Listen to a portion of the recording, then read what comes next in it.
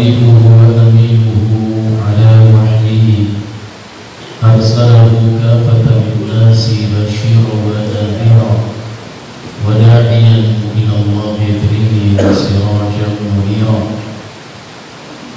بلغ الرسالة وأدى الأمانة ونصح الأمة وجاهد في الله حق جهاده وعبد ربه حتى أتاه اليقين صلوات الله وسلامه عليه وعلى آله وأصحابه ومن اهتدى بهديه واستنى بسنته وسار على نهجه إلى يوم الدين. أما بعد، اللهم انفعنا بما علمتنا وعلمنا ما ينفعنا. اللهم لا سهل إلا ما جعلته سهلا وأنت تجعل الحسن إذا شئت سهلا. Ikhwani fillah, untuk kita bersyukur kepada Allah Tabaraka wa Ta'ala. Alhamdulillah, di kesempatan malam hari ini kembali kita bertemu dengan Allah di majlis yang mulia ini. Kita berharap semoga Allah Subhanahu wa Ta'ala senantiasa pertemuan kita di dalam limpahan rahmat-Nya dan pisahkan kita untuk memperoleh ampunannya. Allah jalla jam'ana hada jam'an marfuman wa tafarruqana ba'dahu tafarruqan maqsuman. Ikhwani fillah, satu di antara nikmat-nikmat Allah yang patut disyukuri dan lebih dari syukur kita atas nikmat-nikmat Allah yang lainnya, yaitu nikmat iman. Karena dengan iman Allah muliakan hamba-hambanya, dan tanpa iman Allah hinakan hamba-hambanya. Dengan iman seseorang masuk ke dalam kelompok as-su'ada, orang-orang yang bahagia, jadi tempatkan Allah di syurga. Tanpa iman orang disebut dengan al-ashqiya, orang-orang hina, dan ditempatkan ke neraka. Dan iman pula yang menjadikan amal itu sedikit pun diterima oleh Allah, dan sebaliknya tanpa iman sebanyak apapun amal itu tidak akan diterima oleh Allah.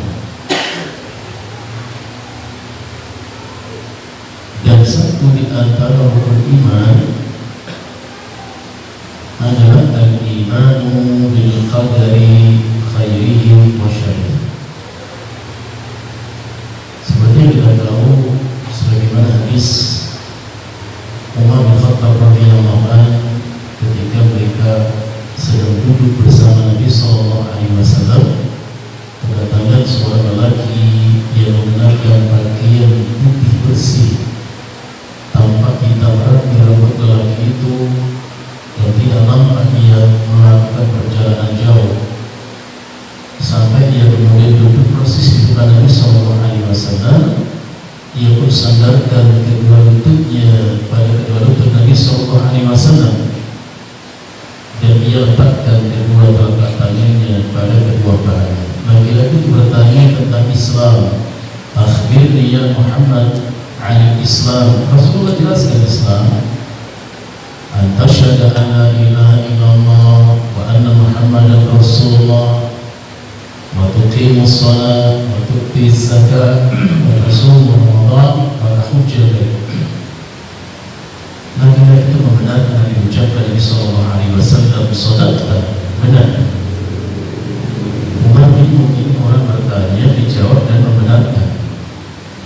Yang kedua, ia bertanya, akhbir liman iman, beritahukan kepada Muhammad apa itu iman. Nabi sallallahu alaihi wasallam mengatakan, antu'mina billah.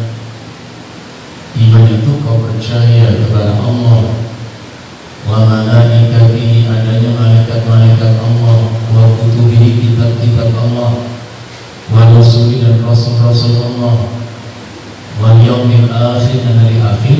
Dan yang keenam Nabi mengatakan, wa tu'mina bil qadari khairihi wa syarrihi. Engkau beriman adanya takdir Allah yang baik dan yang buruk. Apa itu takdir artinya ketentuan, ketetapan. Dalam surat At-Talaq Allah berfirman, "Qad ja'ala Allahu li kulli syai'in qadra." Dan Allah telah menjadikan atas segala sesuatu itu takdir. Pada takdir itu sudah dicatat 50.000 tahun sebelum Allah mencipta langit dan bumi. Seperti yang dijelaskan dalam satu riwayat oleh Imam Muslim dalam kitab sahihnya nomor 1919 dari Abdullah ibn Amr bin As radhiyallahu anhu, dia mengatakan, sami'tu Rasulullah sallallahu alaihi wasallam yaqul, aku pernah mendengar Rasulullah sallallahu alaihi wasallam bersabda, kataballahu maqadiral khalaiq qabla an yakhluqa as-samawati wal arda bi 50,000 sana. Kata Nabi Allah Subhanahu wa taala telah mencatat, telah menetapkan maqadiral khalaiq, takdir-takdir yang berlaku pada setiap makhluk. Jadi tidak ada makhluk yang mencipta, melainkan ada takdir baginya. Inna kulla syai'in khalaqnahu bi qadar. Sesungguhnya segala sesuatu kami cipta dengan takdir. Sebelum Allah mencipta langit dan bumi, yaitu 50.000 tahun. Jadi kalau kita ditanya makhluk apakah yang pertama dicipta oleh Allah, apa gerangan sesuatu yang dicipta oleh Allah pertama kali, tentu kita harus mengatakan yang pertama Allah cipta itu adalah Al-Qalam. 50.000 tahun sebelum ada langit dan bumi, Allah mencipta yang namanya qalam. Secara etimologi qalam itu artinya alat tulis. Namun tentu kita tidak bisa menyerupakan, mentasybihkan qalam yang dimaksud itu dengan alat tulis di tangan kita, karena keserupan dan kesamaan dalam penyebutan atau lafaz tidak bersama dalam hakikat. Maka dalam satu ayat, satu surat dari Al-Quran ada surat namanya Al-Qalam. Allah berfirman, a'udzubillahi minasyaitonir rajim, nun wal qalami wa ma yasturun. Allah sebut kata Al-Qalam, demi qalam dan apa yang ditulis olehnya.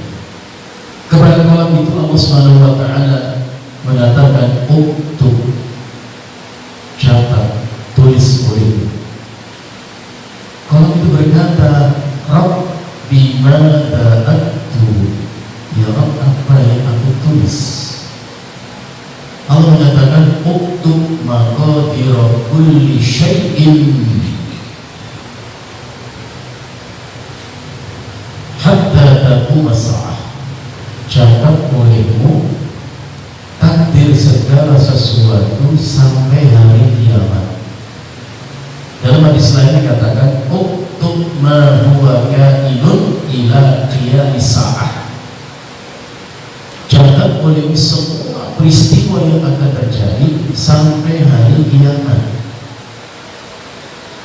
Dicatat dan disimpan catat itu dalam Lauhul Mahfuz.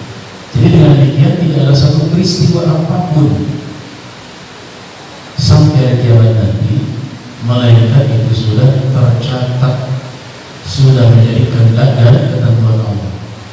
Oleh karena itu, ikhwan azzakumullah, di dalam Al-Quran surat Al-Hadid ayat yang ke-22 Allah Jalla wa Ala berfirman, ma asaba min musibatin fil ardi wala fi anfusikum illa fi kitabin min qabli an nabra'aha inna dzalika 'ala Allahi yasir.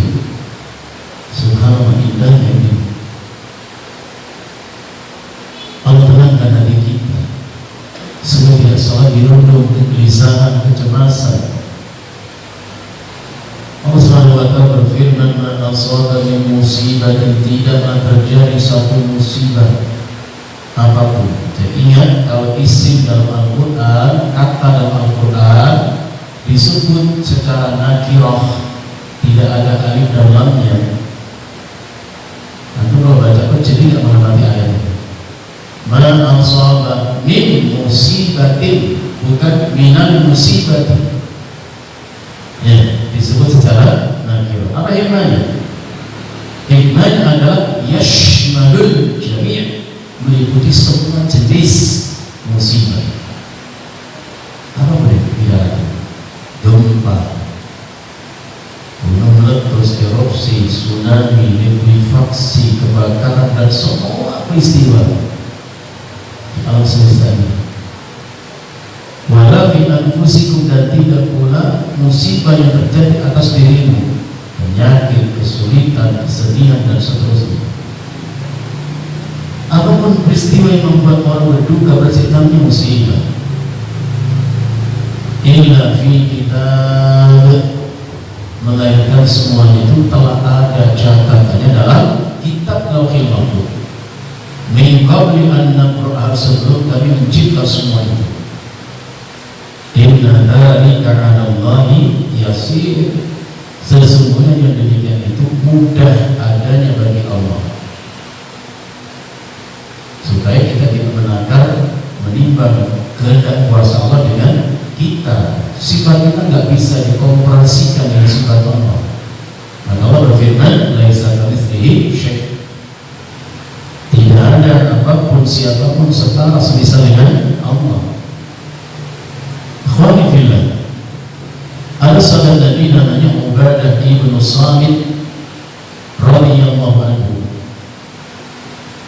Ubadah bin Samit radhiyallahu pernah menasihati anak laki-lakinya seraya mengatakan, ya bunayya, wahai anakku, innaka lan tajida ta'ma haqiqatil iman. Wahai anakku, sesungguhnya kau tidak akan pernah merasakan hakikat iman, tidak akan pernah kau rasakan manis dan lezatnya iman, hatta ta'lam, sampai engkau mengetahui, engkau meyakini, annama asabaka lam yakun liyukhti'aka, wa annama akhta'aka lam yakun liyusibaka.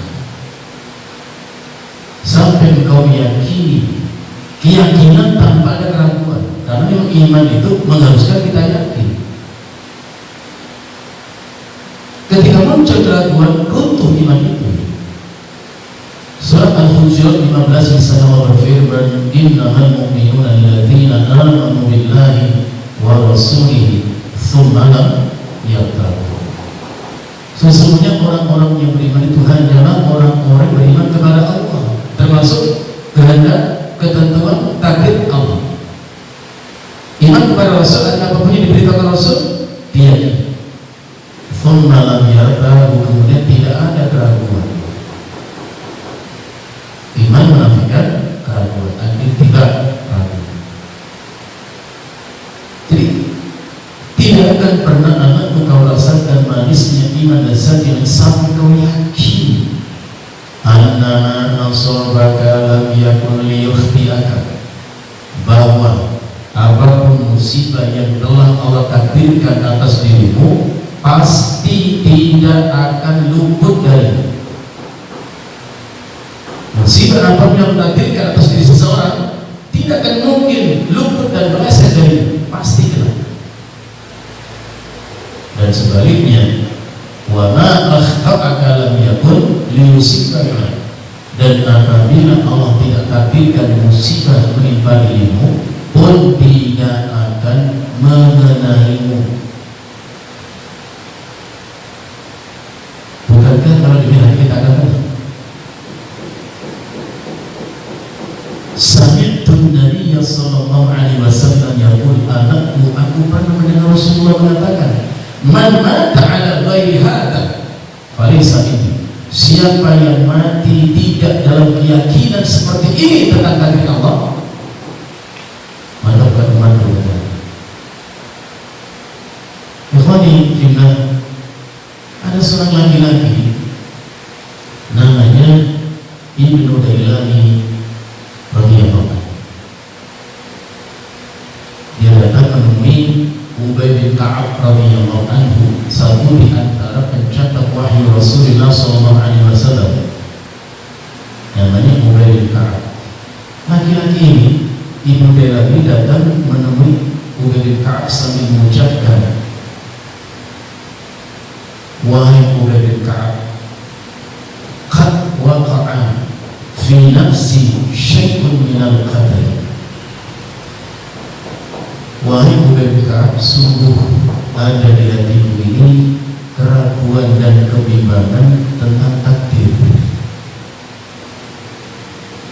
Ada keraguan, kebimbangan tentang takdir. Fahadisni bisyai'i, nasihatilah aku, sampaikan untukmu hadis. La'allallahu an yudhibahu min qalbi, kiranya dengan nasihatmu itu Allah akan hilangkan keraguan, kebimbangan itu tentang takdir itu. Kalau kita ditanya kita ragu atau tidak, sikap kita menunjukkan ragu atau tidak sesungguhnya. Antum mengatakan saya tidak ragu takdir, tapi borong masker, ya kan? Rebutan hand sanitizer, ya kan? Itu panik namanya. Jadi perbuatan kita itu menunjukkan keraguan tentang takdir. Sekali-sekali kita mengatakan saya tidak ragu itu rukun iman, tapi sikap kita menunjukkan kita ragu. Maka Ubay bin Ka'ab menasihati Ibnu Dailami radhiyallahu anhu. Pertama, Ubay mengatakan, "Law anna Allah azaba ahla samawatihi wa ahla ardihi." Ketahuilah, sekiranya Allah menganggap hamba-hambanya yang di langit dan atau yang di bumi, azabahum wa huwa ghairu zalimin lahu, maka Allah menganggap mereka bukan karena kezaliman.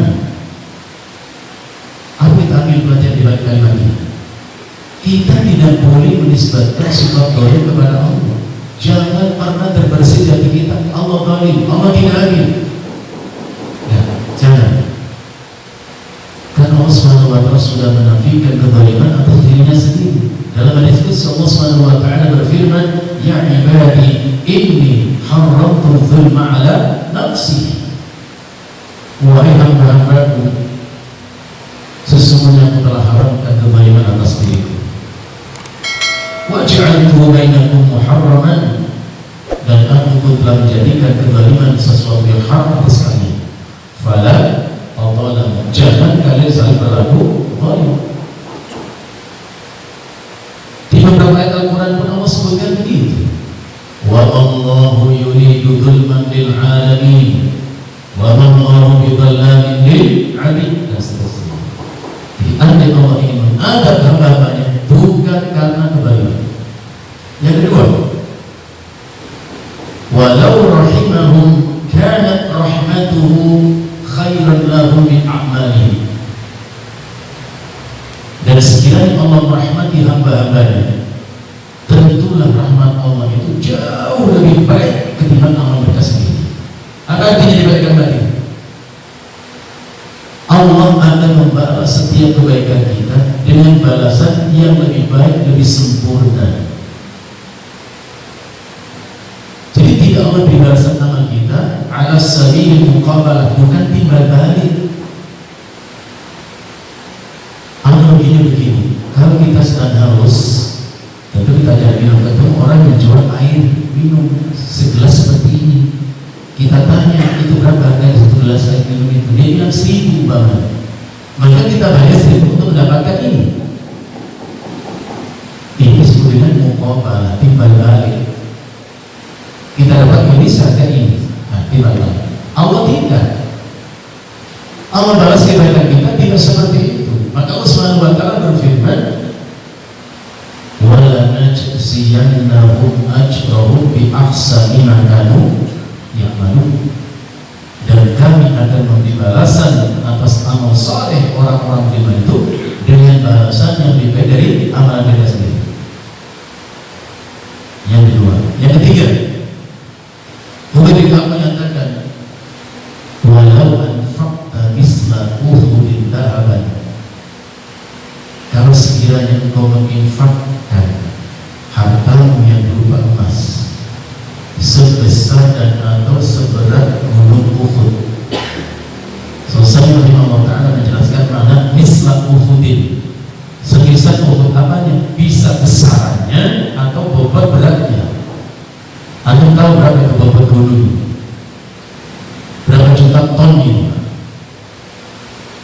Andai kau infakkan hartamu berupa emas seberat gunung Uhud fisabilillah, karena ketaatanmu kepada Allah, ma qabilahu Allahu minka hatta tu'mina bil qadar, maka Allah tidak akan terima sedekah dan infakmu itu sampai engkau beriman dengan takdir. Apalagi infak cuma recehan ya, infak emas sepuluh saya tidak terima. Apa wujudnya beriman kita dengan takdir? Sama ucapan Ubay dengan Ubay dari Samit tadi, hatta ta'lama anna ma asabaka lam yakun liyukhti'aka wa anna ma akhta'aka lam yakun liyusibaka, sampai engkau meyakini bahwa tidak satu musibah pun yang telah dan sudah Allah tetapkan, Allah takdirkan untukmu pasti mengenai, tidak mungkin luput dari, dan yang tidak Allah takdirkan atas dirimu pun tidak mengenai. Walakin bitta ala ghairi hadha, andai kau mati tidak dalam keyakinan seperti itu, la dakhaltan nar, kamu akan masuk neraka. Pertanyaan kemudian adalah, apakah iman kita terhadap takdir Allah seperti itu lantas membuat kita tidak perlu hati-hati dan waspada? Atau lantas kemudian karena sudah muqaddar seluruhnya peristiwa itu membuat kita tidak perlu hati-hati? Tentu jawaban kita adalah kita tetap harus waspada dan hati-hati, harus memproteksi diri. Mana dalilnya? Nabi sallallahu alaihi wasallam mengatakan, ihris ala ma yanfa'uka. Apa makna kalimat itu? Ihris ala ma yanfa'uka. Al-hirs itu kan asalnya semangat, senang. Maksudnya lakukanlah upaya-upaya, tindakan-tindakan yang akan memberimu manfaat. Gak boleh diam, karena betapa orang tidak tahu takdirnya. Jadi lakukan tindakan-tindakan yang bermanfaat untukmu. Kalau ada anjuran untuk menggunakan masker, ya gunakanlah kalau perlu. Cuma kan ada khilaf di antara manusia, yang pakai masker itu yang sakit atau yang sehat, yang benar yang mana? Tapi kan iklannya sih yang sakit kasih masker, ya gitu kan? Tapi kenapa masker kok susah dicari sekarang? Cuci tangan, cucilah tangan, ya sanitizer siapkan, masjid harus dibersihkan, bulu karpet-karpet itu disemprot, disinfektan, lakukan kalau perlu. Tapi ingat, sebatas ini nggak cukup. Maka yang kedua kata Nabi, wasta'in billah, minta tolonglah kepada Allah. Jadi ikhtiar secara zahir lakukan, tapi jangan lupa ikhtiar secara batin jangan diabaikan. Imam Al-Hakim dalam kitab Mustadraknya menyebutkan suatu riwayat dari Aisyah radhiyallahu anha. Nabi sallallahu alaihi wasallam bersabda, la yughni hadarun min qadarin, tidak akan berguna kehati-hatian, kewaspadaan sesempurna apapun itu kalau berhadapan dengan takdir.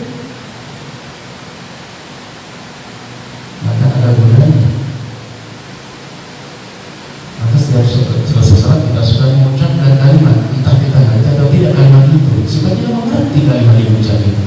Allahumma la mani'a lima a'taita wa la mu'tiya lima mana'ta wa la radda lima qadaita wa la yanfa'u dzal jaddi minkal jaddu. Bapak sudah baca apa tidak? Baca ya. Nanti tidak. Itu masalah.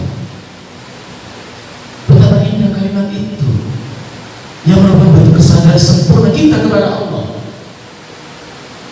Kita mengakui betapa sempurna kita di kuasa Allah. Allahumma la mani'a lima a'taita, ya Allah, tidak akan ada apapun siapapun yang menghalangi sampainya kepadaku apa yang kau berikan untukku. Masya Allah, kalau Allah memberi kita satu pemberian, tidak ada apapun siapapun yang menghalangi itu untuk sampai kepada kita, pasti sampai kepada kita.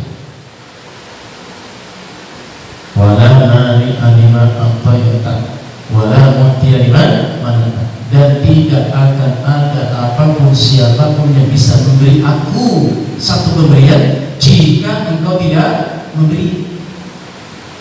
Maka Rasulullah kalau memberi sesuatu, dia mengatakan, aku hanya membagi, Allah yang memberi. Innama ana qasim wallahu yu'ti. Yang memberi itu Allah, bukan kita. Kita hanya membagi. Kan Allah memberi kita rezeki, berpesan kepada kita, wa anfiqu mimma razaqnakum, dan infakkanlah sebagian apa yang aku berikan untukmu. Itu pesan Allah. Dia memberi Allah.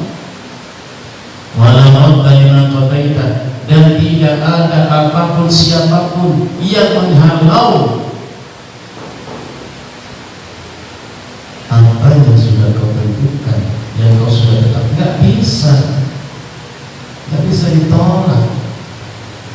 Rasulullah menyatakan, inna rabbi qala, Rabbu berkata, ya Muhammad, hai Muhammad, inni idza qadaitu qada'an la yuraddu. Muhammad, kalau aku menetapkan satu ketetapan, tidak akan bisa ditolak. Justru Rasulullah menyatakan kemudian, wa inna du'a yanfa', sesungguhnya doa yang bermanfaat.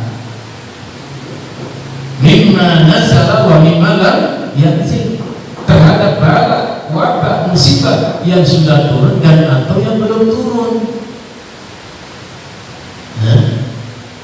Doa, ada bukan dalam doa Nabi Yunus akan tetap dan buktikan itu sampai kiamat, kata Allah. Atau kita dalam kesulitan bahwa doa, siapa yang berdoa dengan doanya zikr Nabi Yunus itu, Allah akan keluarkan dari segala macam kesempitan, kesulitan, dan kesusahan. Antum masih hafal doa Nabi Yunus itu apa bunyinya? Apa bunyinya? Antum nggak pernah kesulitan rupanya ya. La ilaha illa anta subhanaka inni kuntu minadh dhalimin. Ulang-ulang habis. Kalau bukan karena kalimat itu yang memperbentuk tasbih kepada Allah, Anda tetap tinggal ketika sanggahnya. Doa, termasuk doa yang diajarkan doa pagi dan petang, ada kalimat Allahumma afini fi jasadi, Allahumma afini fi sam'i, Allahumma afini fi basari, la ilaha illa anta. Kan kita semuanya tahu doa itu senjata. Ikhwani fillah, Ibn Abbas radhiyallahu anhu bercerita dahulu, ini hadis dikeluarkan Imam Bukhari dalam kitab Sahihnya. Dahulu Khalifah Umar bin Khattab radhiyallahu anhu pernah pasukan dalam jumlah yang besar menuju negeri Syam. Dikirim pasukan dengan Qaidul Jaishnya, komandan perang itu adalah Abu Ubaidah ibn Jarrah radhiyallahu anhu. Ketika mereka berangkat, Umar pun menyusul mereka sampai di tempat yang namanya Salah, satu distrik yang belum masuk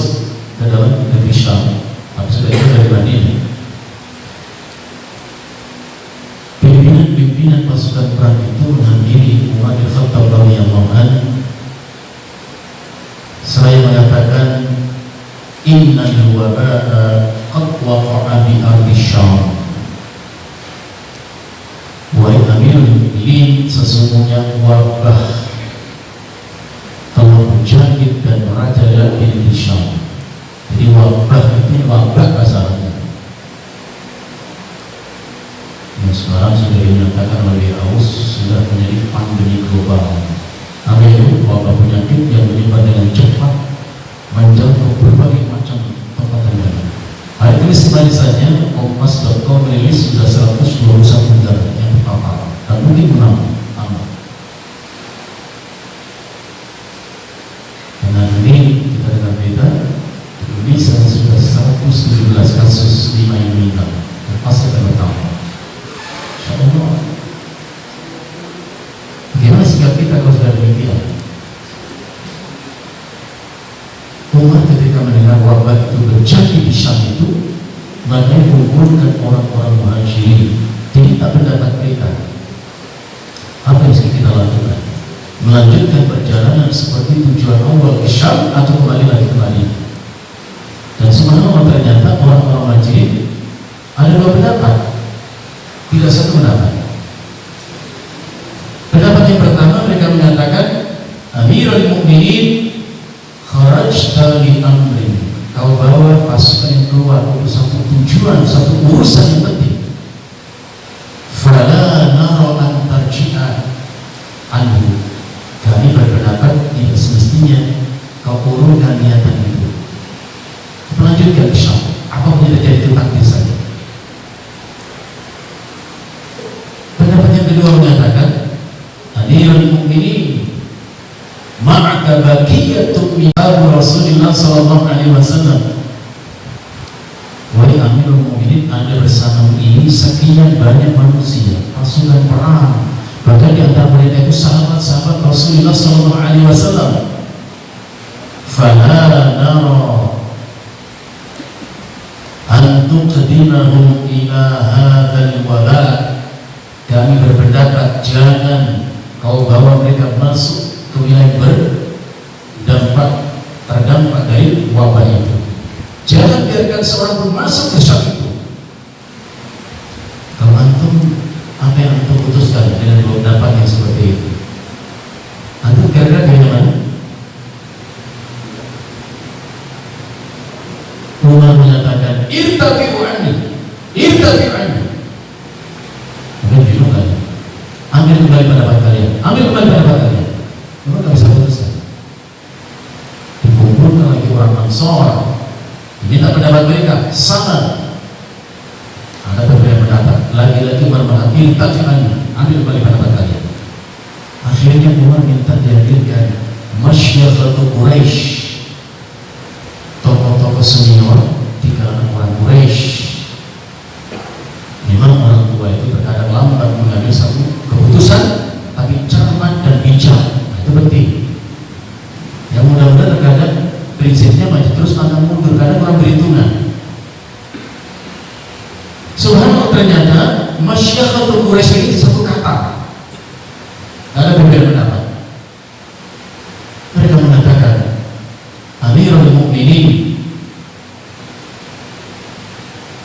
nara alla tuqdimahum ala hadzal waba. Nara an tarji'i, kami berpendapat sebaiknya kau bawa kembali ke Madinah pasukan perang ini. Jangan kau lanjutkan perjalanan dari Syam karena wabah di situ. Langsung ambil pendapat itu.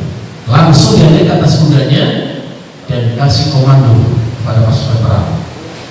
Umar mengatakan, inni musabbihun ala dhahr, lihat aku sudah di atas kudaku. Asbihu alaihi, kalian pun begitu, naik kuda kalian, kita pulang ke Madinah. Tapi Abu Ubaidah yang sudah ditunjuk masuk komandan perang nggak setuju dengan Umar. Apa pelajaran kita di sini? Kita jangan merisaukan perbedaan pendapat. Yang ngasih tugas komandan itu adalah Umar, tapi kemudian dia beda pendapat. Abu Ubaidah radhiyallahu mengatakan, al-firaran min qadarillah. Bukankah sikap Umar menarik pasukan ini untuk lari dari takdir Allah. Bukan yang merupakan lari dari takdir Allah. Andai pun kita masuk ke Syam, kalau takdirnya tidak terkena wabah itu tidak akan kena wabah. Rupanya teguran Abu Bakar cukup membuat Umar juga marah sepertinya. Tahu dari mana Umar itu marah? Coba dengarkan kalimat ini. Ini ucapan Umar ketika ditegur oleh Abu Bakar. Al-firaran min qadarillah. Bukankah disikap lari dari takdir Allah? Umar bin Khattab mengatakan, "Lau ghairuka qalaha ya Aba Ubaidah." Apa artinya? Andai saja yang mengatakan itu bukan engkau wahai Abu Ubaidah. Di situ masih koma, tapi nggak ada nama di sini, nggak disebutkan. Tapi kita bisa mengatakan maksudnya. Andai yang mengatakan itu bukan engkau wahai Abu Ubaidah, titik. Kira-kira isinya apa jawabannya? Apa bisa merasakan? Apa isinya? Ya keras. Apa? Nah, ya macam-macam. Karena Umar itu memang begitu, tegas, keras. Anda masih ingat kisah Hatib Abi Balta'ah yang membocorkan rahasia Rasulullah SAW dengan mengirim surat untuk orang Mekah melalui seorang wanita yang diupah oleh Hatib Abi Balta'ah. Surat itu bunyinya adalah min Hatib ibn Balta'ah ila ahli Makkah. Ini surat dari Hatib ibn Balta'ah untuk orang di Makkah. Inna Rasulullah SAW yuridakum fakhudhu khidrakum. Sesungguhnya Rasulullah tanda kutip ingin menyerang kalian, hati-hatilah kalian, waspadalah kalian. Masya Allah, ini provokatif jelas. Rasulullah tunjukkan surat itu kepada Hatib. Kamu tahu surat ini? Hatib masuk mengatakan, "Nah ya Rasulullah." Nah itu hebatnya sahabat, dia mengakui. Kalau orang kita ngaku nggak begitu, nggak ngaku. Tapi sembunyi tangan ya, nyari kambing hitam untuk korbankan. Hatib mengatakan, "Ini surat dari Rasulullah. Wala ta'jal alayya, tapi kau jangan tergesa-gesa menghukum aku. Demi Allah, aku tidak akan kembali kepada kekufuran setelah beriman. Aku tidak akan pernah mengkhianati setelah mencintainya." Disebutkan alasan-alasan, dan Rasulullah memahami, mengerti, dan memaafkan. Pelajaran kita, kalau orang salah kepada kita, belajarlah untuk memahami alasan orang itu kenapa dia berbuat salah dan memaafkan. Umar bin Khattab enggak, dia langsung mengatakan, "Da'ni adrib unuqa hadzal munafiq ya Rasulullah." Biarkan aku penggal kepala orang munafik ini ya Rasulullah. Masya Allah, itu Umar. Tapi orang seperti itu juga dibutuhkan. Dengan Umar lah Islam berkembang begitu luasnya sampai ke Andalusia, Hispania, Spanyol. Masya Allah, butuh orang seperti itu. Tapi jangan semuanya seperti Umar. Ada yang seperti Abu Bakar yang dermawan, Utsman yang bijaksana begitu. Jadi Umar mengatakan, andai bukan engkau yang mengatakan itu wahai Abu Ubaidah. Nah, nafirru min qadarillah ila qadarillah. Benar, kita akan lari meninggalkan satu di antara takdir Allah untuk mendapatkan takdir yang lain. Itu ucapan Umar. Dan saya yakin Abu Bakar begitu saja terima analogi itu. Itu kan penjelasan Umar. Ya, kami akan lari dari satu takdir ke takdir yang lain. Itu perkataan Umar. Umar mencoba menjelaskan lebih dalam lagi. Afara'aita in kana laka, ya, apa pendapatmu kalau engkau mempunyai seekor onta, habatat fi wadin lahu udwatani, kau punya seekor onta untuk turun ke satu lembah yang lembah itu punya dua sisi. Satu sisi lembah itu subur, itu subur, rumputnya hijau, tanamannya itu rindang. Yang satu lagi jadbatu itu kering, tandus, nggak ada rumputan, nggak ada pepohonan di situ. Bukankah kalau engkau gembalakan ontamu di tempat yang subur, itu takdir Allah? Sebagaimana kalau kau pilih menggembalakan di tanah yang gersang, itu takdir Allah. Itu analogi Umar. Dan rasanya belum selesai. sidang pendapat itu.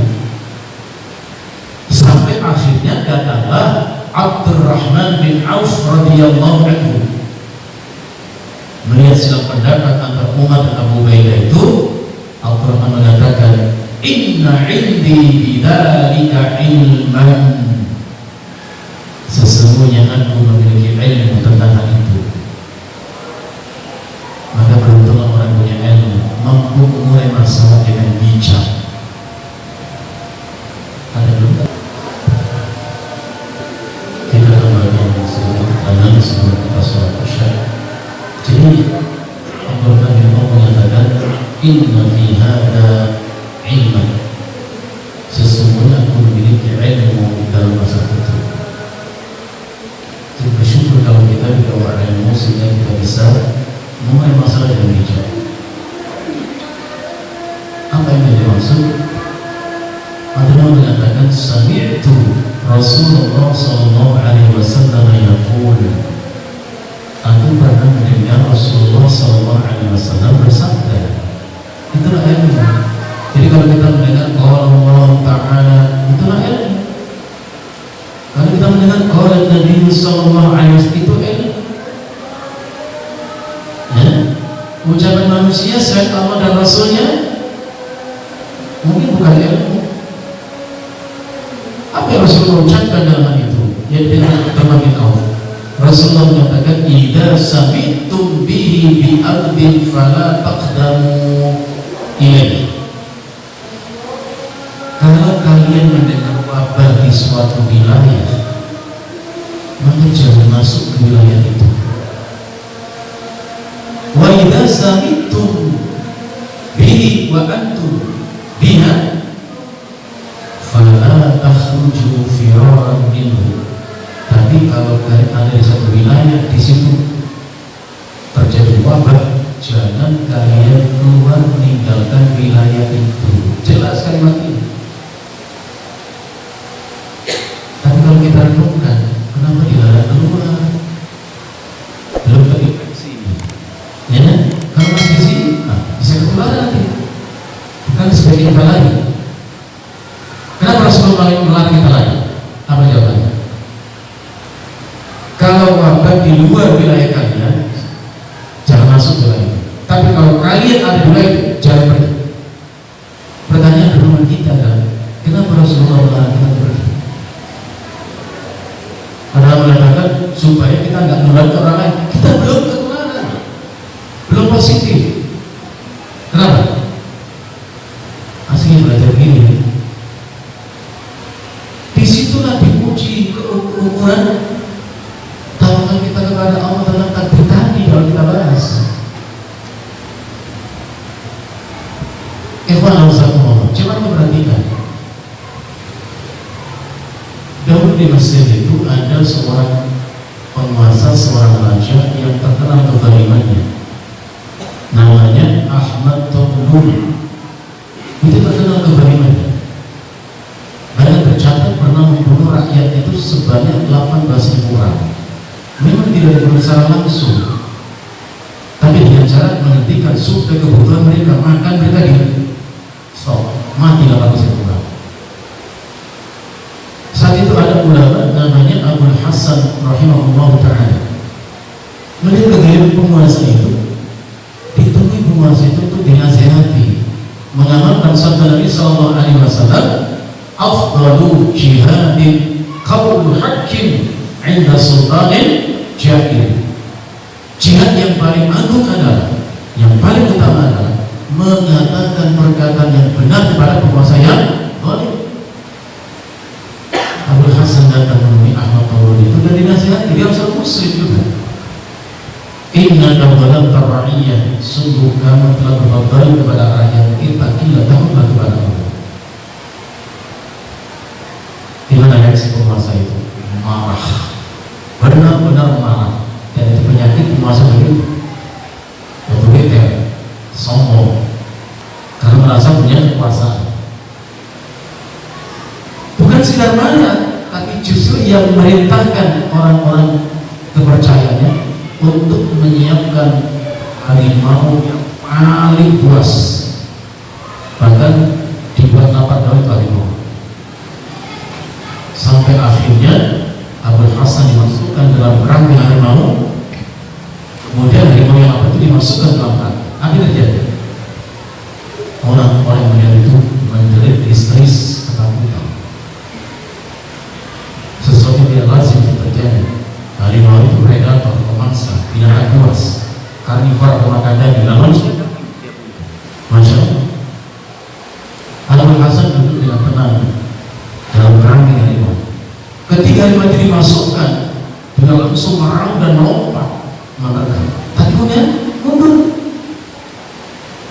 maju lagi, mundur lagi. Dalam kisah itu disebutkan thumma sakata, thumma sakata. Harimau itu kemudian tenang dan diam. Dia lagi meraung, dia lagi maju setapak pun. Subhanallah. Thumma qatta'a ra'sahu. Harimau itu kemudian mengangguk-anggukkan kepalanya. Masya Allah. Seakan ada perintah yang disampaikan kepadanya dan dia mengerti perintah itu. Dia anggukkan kepalanya. Siapa memerintahkan harimau itu? Dia adalah yang memerintahkan api yang panas membakar itu untuk menjadi dingin. Siapa dia? Allah. Kalimat terakhir Ibrahim ketika dilemparkan dalam api itu, dia mengucapkan hasbi Allah, cukup bagiku Allah. Allah pun berbuat sesuatu kepada api yang panas sifatnya itu. Allah katakan ya nar kuni bardan wa salaman ala Ibrahim. Hai api, jadilah kamu dingin dan berikan keselamatan sebagai api pun sejuk dingin, tidak berbahaya bagi kita. Harimau binatang begitu buasnya menganggukkan kepalanya seolah dia memang mengerti perintah disampaikan kepadanya.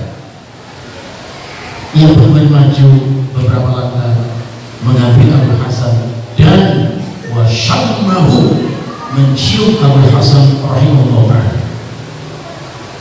Summan sarafa hadian, dia kemudian putar balik pergi dengan tenang. Pemimpin yang dolim itu heran, kok bisa terjadi? Dipanggil Abul Hasan itu, ya Abul Hasan, qulli bimada kunta tufakkiru wal asadu indak wa anta la tataharrak wa la tattabidu. Abul Hasan, katakan kepadaku, apa sesungguhnya kau fikirkan ketika harimau menghampirimu? Nampak kau tidak bergerak. Wala taktalifu. Apa yang kata taktalifu? Tidak panik. Coba saya bayangkan antum, harimau masih di luar, kan kedengaran suaranya, kita dalam kerangkeng. Apa yang terbayangkan? Mati dah, mati dah, mati buah, mati. Pasti begitu, ya kan? Saya mengingat. Abul Hasan ditanya, kau pikirkan apa ketika harimau datang mendekatimu? Subhanallah, beliau mengatakan, laqad kuntu fakkartu fi lu'abil asadi in massani at-tahirun am najasun. Aku cuma berpikir, kalau sekiranya harimau itu menjilat tubuhku, itu najis apa tidak? Masya Allah, kecil. Ini tadi dikejar kucing, dikejar harimau rasanya.